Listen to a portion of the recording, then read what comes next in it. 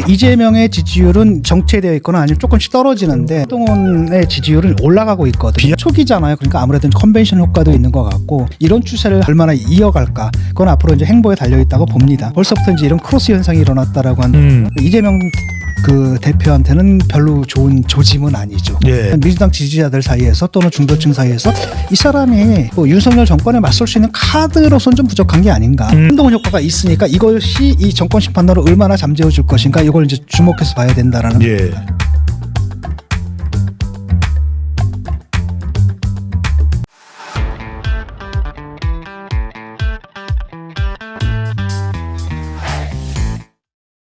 자, 신년 여론조사가 대거 발표가 됐습니다.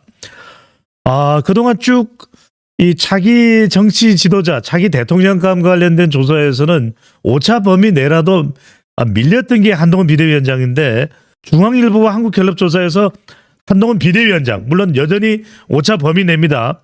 한동훈 24%, 이재명 22%.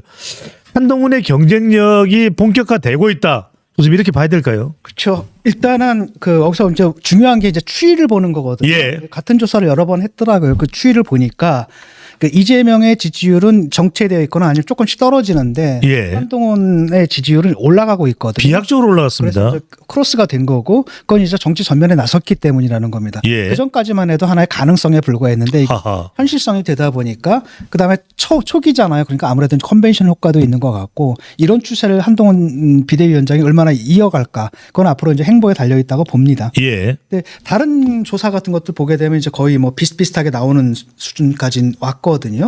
그랬는데 문제는 뭐냐면은 지금 이재명 대표 같은 경우에는 그냥 상수잖아요. 상수고 그다음에 한동훈 비대위원장 같은 경우는 사실은 하나 변수였다가 이제 상수로 들어오는 건데 예.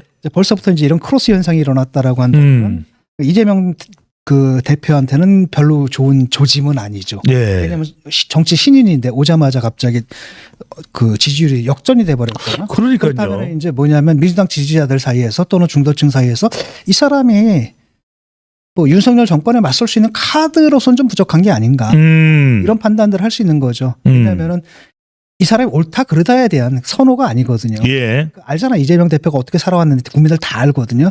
근데 그 지지하는 사람들도 뭐냐. 그 파워라는 거예요. 그래도 지난번 대선 때 0.7%까지 따라갔던 지지율, 거기까지 네. 추적했던 그 파워, 그것 때문에 하는 건데 이런 식으로 이제 여론조사가 이렇게 나오게 되면 그 파워도 별거 아닌 거 아닌가. 그렇다면은 우리가 저 사람의 그 모든 도덕적인 법적인 리스크 이걸 무릅쓰고 가면서까지도 지켜줄 필요가 있나 그럴 가치가 있나라는 생각을 서서히 하게 될 거라는 겁니다. 그런 점에서 이것은 이재명 대표한테 그다지 좋은 조짐은 아니죠. 네. 자, 한동훈 비대위원장, 자, 이재명 대표하고의 본격 경쟁. 그러니까 이 조사까지 보고 나면 민주당은 계속 아니라고 손살을 치고 거부를 하지만 언연지중 간에 언연자중 간에 이제 총선 프레임은 한동훈 대 이재명, 윤석열 대 이재명이 아니라 바뀌었다고 봐야 되는 거 아닐까요? 그게 이제 한동훈 카드를 사용한 이유가 바로 그거예요. 예. 이재명 대 윤석열 그럼 바로 정권 심판 선거로 가버리거든요. 아하. 그랬는데 그래서 지금 현재 권력이 아닌 미래 권력을 끌어온 거예요. 미리 갖다 쓴 거죠. 이렇게 되다 보면은 윤석열 정권에 대해서 실망한 사람들도 그 한동훈은 좀 뭔가 다르지 않을까 이런 생각을 하거든요. 그러면 정권 심판론 자체가 상당히 희석될 수가 있으며 또 한편으로는 이재명과 그다음에 또 한동훈이잖아요. 이재명은 피의자고 이건 수사했던 옛날 검사였고 라고 한다면은 생각해 보세요. 범죄 피의자고 검사가 있으면 둘 다 싫어도 그래서 선택하라면 누굴 선택하겠어요. 그러니까 이런 문제가 있는 거거든요. 예. 그래서 그런 대립구도를 좀 만들어 버렸고요. 지금 보면은 다른 조사들을 봤는데 일단은 리서치 한동훈이 서울에서는 43.3 이재명이 37.3 서울에서는 한 6% 정도 앞서요. 서울 경쟁력이 한동훈 앞섭니다. 그다음에 경기에서는 이제 뒤집어져 가지고 한동훈이 38.5 이재명이 45.2 약간 그래서 여기서도 6.7 예. 6에서 7% 정도 이재명이 앞서는 거로 엎치락뒤치락하는 거가 나와버린 거죠. 근데 이거는 이제 뭐냐면 수도권이잖아요. 예. 수도권 위에 바깥에 밑에서는 결국 뭐냐. 잘 생각해 보세요. 밑에는 뭐냐면 영남하고 호남이잖아요. 인구 대비는 누가 더 많아요?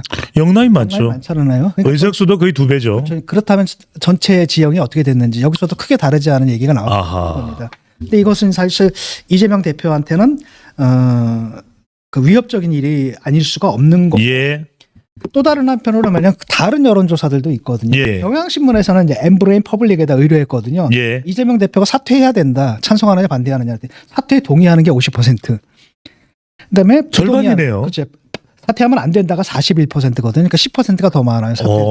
찬성에. 지지층이잖아요. 강성 예. 지지층 빼고는 다 중도층까지 대부분 다 뭐입니까? 사퇴해야 된다는데 동의한다는 겁니다. 이거는 결국 뭐냐면 이재명의 리더십이 지금 흔들리고 있다라는 거예요. 하하. 근데 이게 이제 재밌는 건 뭐냐면은 이게 이제 이중적이잖아요. 이 선거가 도대체 누구를 심판하는 선거냐. 예.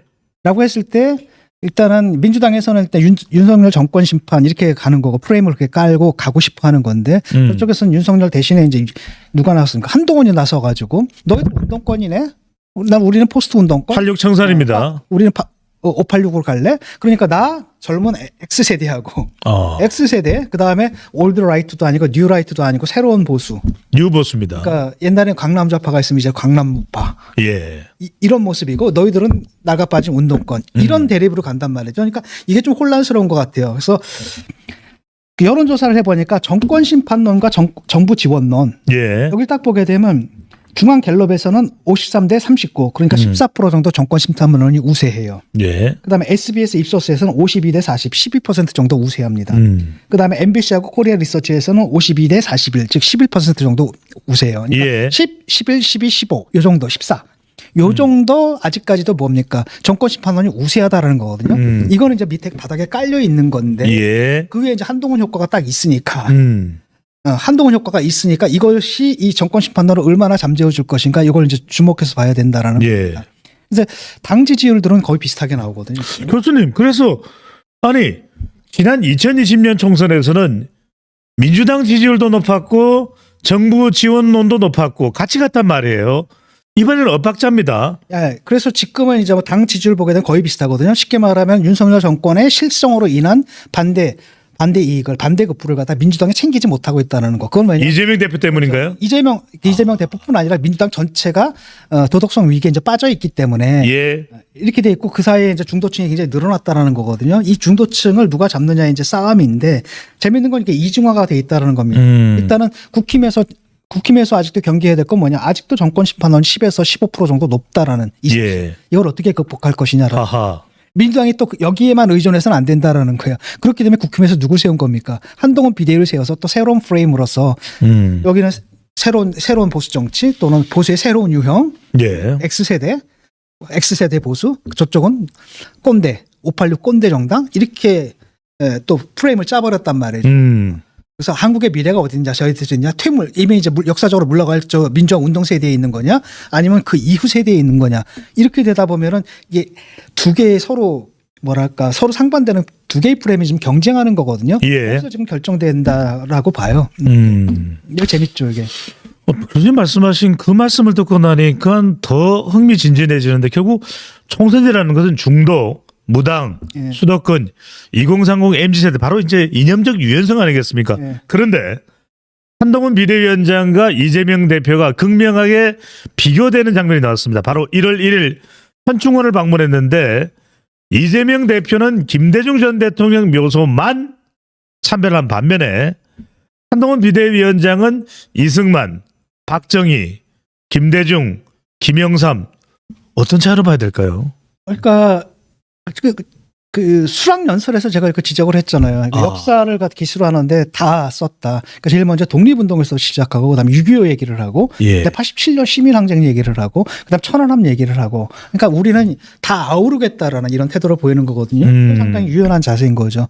반면에 이제 김대중 대통령만 했다라는 것은 진영으로 본다는 거예요. 아하. 이쪽 진영만이 옳은 거고 저쪽은 척결 대상이다 이렇게 보는 이게 이제 우리가 이제 지적했던 그 운동권 마인드잖아요. 거기에 이제 사로잡혀 있다는 거 오히려 역설적으로 보여주는 건데 중요한 것은 이 중도 싸움 있잖아요. 이 중도 싸움에서는 아직은 국힘이 지금 민주당한테 밀린다고 봐야 돼요. 예, 아직까지는.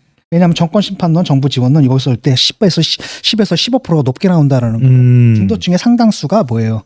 그 정권 심판에 동조하고 있다는 얘기거든요. 예. 이들을 어떻게 끌어올 것인가 이 고민을 해야 되는 거죠 지금.